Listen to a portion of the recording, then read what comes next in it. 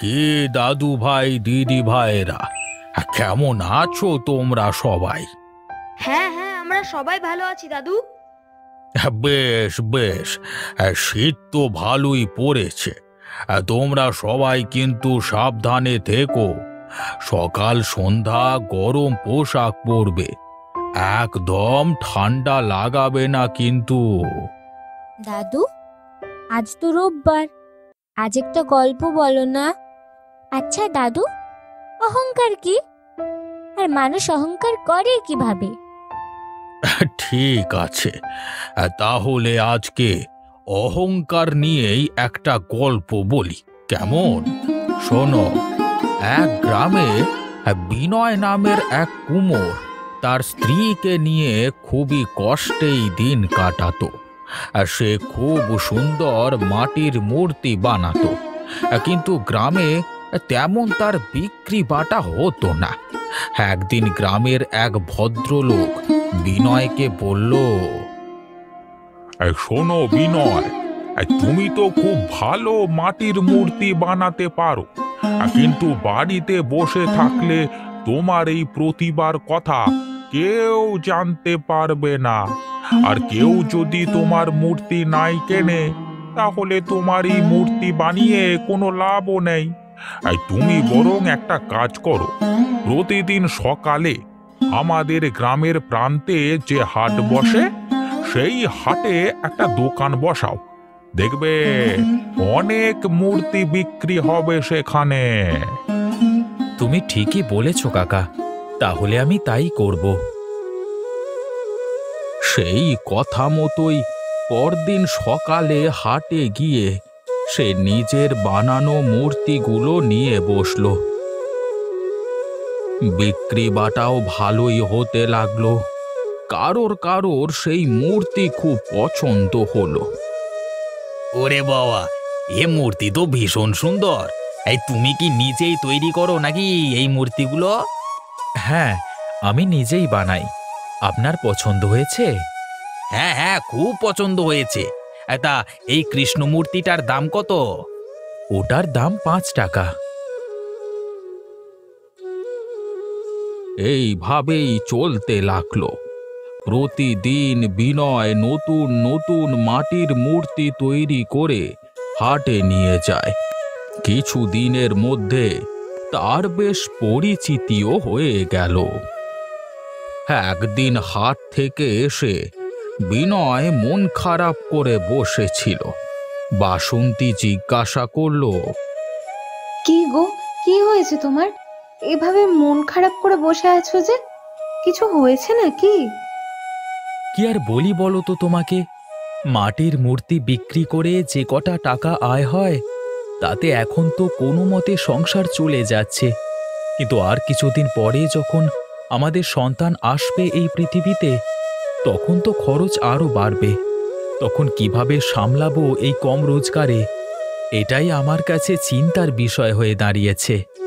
তোমার চিন্তাটা অমূলক নয়, সত্যিই তো। সংসারে তো এখন অনেক খরচ। আচ্ছা, তুমি কি একটা কাজ করতে পারো না? কি কি কাজ? দেখো, মূর্তি তো আর কেউ প্রতিদিন কেনে না, তাই না? একটা কিনলে সেটা যতক্ষণ না ভাঙছে ততক্ষণ সেটা দিয়েই চলে যায়। আর আমাদের হাটে তো এখন তোমার সবাই পরিচিত হয়ে গেছে, তাই যারা তোমার থেকে একবার মূর্তি নিয়ে নিয়েছে তারা তো আর দ্বিতীয়বার নেবে না। তাই তুমি একটা কাজ করো, বুঝলে, অন্য কোনো গ্রামের হাটে গিয়ে বসো। হ্যাঁ, তুমি ঠিকই বলেছ। কাল বরং আমি পাশের গ্রামে হাটে গিয়ে বসবো, কেমন?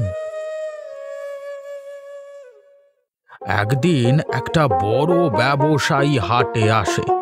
বিনয়ের বানানো মূর্তি তার বেশ পছন্দ হয়ে যায়। বিনয়কে সেই ব্যবসায়ী বলে, তা তোমার নাম কি? আগে আমার নাম বিনয়। এই মূর্তিগুলো কি তোমার বানানো? আগে হ্যাঁ, এইগুলো আমিই বানাই। তোমার বানানো মূর্তিগুলো আমার খুব পছন্দ হয়েছে। আমি একজন ব্যবসায়ী, বুঝলে, শহরে আমার বড় দোকান রয়েছে। আমি আমার দোকানের জন্য তোমার থেকে মূর্তি তৈরি করাতে চাই। তুমি কি বানিয়ে দিতে পারবে আমার জন্য মূর্তি? হ্যাঁ, কেন পারবো না, নিশ্চয়ই পারবো। বলুন বলুন, আপনার কিরকম মূর্তি প্রয়োজন, আমি সেই মূর্তি বানিয়ে দেব। ঠিক আছে, তুমি আমাকে প্রথমে 50টা মাটির কৃষ্ণ মূর্তি বানিয়ে দিও। হ্যাঁ, তা আমার পছন্দ হলে আমি পরে আবার তোমাকে অন্য মূর্তির অর্ডার দেব। ঠিক আছে? তা 50টা মূর্তির জন্য আমি তোমাকে 1000 টাকা দেব। এই নাও অগ্রিম 100 টাকা। ঠিক আছে ঠিক আছে, আমি বানিয়ে পাঠিয়ে দেব। অনেক ধন্যবাদ আমাকে সুযোগ দেওয়ার জন্য। বাড়ি ফিরে এসে বিনয় মূর্তি বানানোর কাজ শুরু করে দিল। ব্যবসায়ীর কাছে সেই মূর্তি পৌঁছাতেই তারও খুব পছন্দ হলো মূর্তিগুলো। তার দোকানে ব্যবসাও বাড়তে শুরু করলো। আবার সেই ব্যবসায়ী বিনয়ের কাছে এলো। তোমার বানানো মূর্তি আমার খুব পছন্দ হয়েছে, এই নাও 1000 টাকা। কিন্তু 1000 টাকা কেন? আমি তো আপনার থেকে 900 টাকা পাবো। হ্যাঁ, 100 টাকা তোমাকে বকশিশ হিসেবে দিলাম। আর এই নাও 100 টাকা অগ্রিম। 1 সপ্তাহের মধ্যে আমাকে 50টা সরস্বতী মূর্তি বানিয়ে দিও, কেমন? হ্যাঁ, আচ্ছা ঠিক আছে, আপনাকে অসংখ্য ধন্যবাদ। এইভাবেই বিনয়ের নাম চারিদিকে ছড়িয়ে পড়তে লাগলো। সেই ব্যবসায়ী ছাড়াও আশেপাশের আরো অনেক ব্যবসায়ী তার থেকে মূর্তি নেওয়ার জন্য ইচ্ছে প্রকাশ করলো। বিনয় এখন খুব ব্যস্ত। এখন বিনয়ের হাতে সব সময় কাজ রয়েছে। 1 বছরের মধ্যেই নিজের পরিশ্রমে সে অনেক ধন সম্পত্তির মালিক হয়ে গেল। এখন তার কাছে ভালো বাড়ি রয়েছে, টাকা পয়সা রয়েছে। এই দেখে তার মাথা ভরকে গেল। আবার একদিন সেই ব্যবসায়ী তার কাছে এলো। বিনয়, বিনয়, বাড়িতে আছো? হ্যাঁ বলুন। তুমি আমাকে আর মূর্তি পাঠাচ্ছ না কেন? না, মূর্তি পাঠাচ্ছি না তা নয়, আসলে এখন আমার হাতে অনেক কাজ রয়েছে। আর তাছাড়া অন্যরা আমাকে মূর্তির জন্য অনেক বেশি দাম দিচ্ছে, তাই তাদের কাজগুলোই আমাকে আগে করতে হচ্ছে, বুঝলেন? ঠিক আছে ঠিক আছে, তাহলে আমিও বাড়িয়ে দিচ্ছি দাম। তুমি আমাকেও মূর্তি বানিয়ে দিও। এই নাও অগ্রিম 200 টাকা। তুমি ওনার সাথে এমনটা কেন করলে বলো তো? আমি যা করেছি ঠিকই করেছি বাসন্তী। আশেপাশের কেউ কেউ আমার মতো এত ভালো মাটির মূর্তি বানাতে পারে না, তাই সবাইকে তো আমার কাছেই আসতে হবে। তুমি ব্যবসার কিছুই বোঝো না, তুমি চুপ থাকো তো, যত সব। ধীরে ধীরে বিনয় হাটে যাওয়া বন্ধ করে দিল, কিন্তু বিনয়ের ভাবনা চিন্তা মতো কিছুই হলো না। এদিকে তার পরিবর্তে আর একজন মূর্তিকর হাটে এসে বসলো। এখন সবাই সেই মৃৎশিল্পীর থেকে মূর্তি কিনতে লাগলো। ধীরে ধীরে বিনয়ের প্রসারও কমতে লাগলো। কেউ আর তার কাছে মূর্তি বানাতে আসে না। এদিকে রোজগার বন্ধ হয়ে যাওয়ায় বাড়ির জিনিসপত্র একে একে বিক্রি করে সংসার চালাতে লাগলো বিনয়। কিন্তু এভাবে আর কতদিন চালানো যায়? অভাবের তাড়নায় বিনয়ের বানানো সেই শখের বাড়িটিও বিক্রি করে দিতে হলো। আবার সেই মাটির কুঁড়ে ঘরে ফিরে এলো তারা। বিনয়ের স্ত্রী বাসন্তী বিনয়কে বলল, কি গো, তুমি কি এখন এরকম ভাবে ঘরে বসেই থাকবে? তোমার ব্যবহারের জন্য তোমার কাছ থেকে মানুষ যে মূর্তি কেনা বন্ধ করে দিচ্ছে, সেটা কি তুমি একটু বুঝতে পারছো না?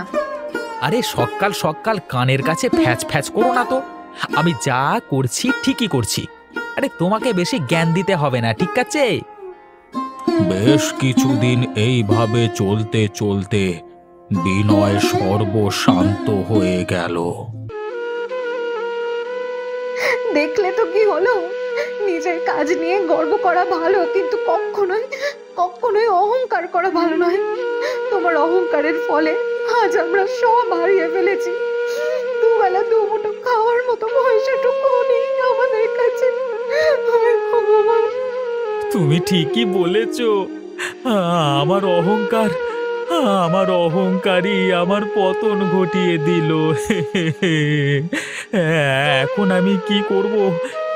কিছুই তো বুঝতে পারছি না। কি করব আমি এখন? এভাবে আর তোমাকে কেউই কোনো কাজ দেবে না। তুমি আবার নতুন কোনো হাটে গিয়ে বসো, যাও। আবার সবটাই তোমাকে প্রথম থেকেই শুরু করতে হবে। আর এই সবটাই তোমার অহংকার ও অবহেলার ফল। ঠিকই বলেছ। আমি আবার অন্য হাটে গিয়ে বসবো। পরদিন আবার 2 গ্রাম পরের একটা হাটে মূর্তি নিয়ে গিয়ে বসলো। প্রথমে তো তার মূর্তি কেউই কিনতেই চায় না। আরে, কেউ তো আমার বানানো মূর্তি কিনলো না। আহা, অধৈর্য হইও না, ধৈর্য ধরো, দেখবে ঠিক মূর্তি বিক্রি হবে। আর মানুষের সাথে ব্যবহারটা সব সময় ভালো রেখো, এইটাই মনে রাখবে, কেমন? পরদিন বিনয় আবার হাটে গেল মূর্তি নিয়ে। ধীরে ধীরে আবার তার বানানো মূর্তির কদর বাড়তে লাগলো। তারপর একদিন সেই ব্যবসায়ী এসে বিনয়কে বলল, বিনয়, কেমন আছো?